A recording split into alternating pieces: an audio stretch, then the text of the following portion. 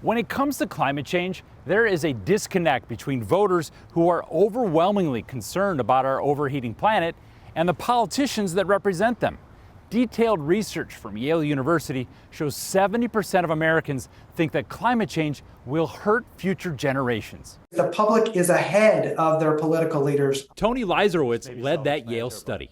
Are Americans in general as polarized on climate change as the people that they elect to represent them? Government officials dramatically underestimate the level of support from their own constituents. It doesn't matter whether in Congress or at the local level, and it doesn't matter whether you're a Democrat or a Republican. Our CBS reporters heard from voters in red districts who care about climate change, like registered Republican Larry Howe in Texas. If you want my vote, you got to step up on climate and prioritize the issue.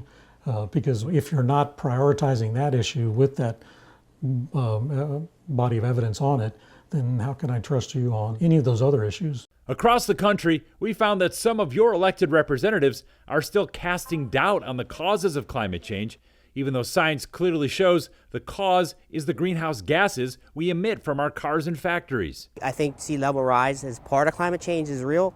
Some of the other stuff, I would say, we're not too sure. We're still out to lunch on that one. But let's be real about what we can. Not just say all these rainbowy things to get votes and to brainwash a generation with climate alerts.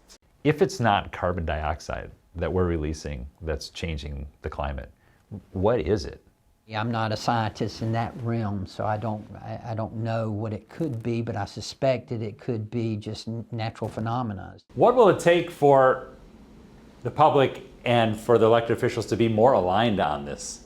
If nobody's knocking on the political leader's door, if nobody's showing up at their town halls, if nobody's calling their office and saying, I want you to take action, I want you to lead on this issue, then they conclude that this is an issue that their constituents don't care about. It's not true, but they're not hearing it enough from their voters. For CBS News, I'm David Schechter.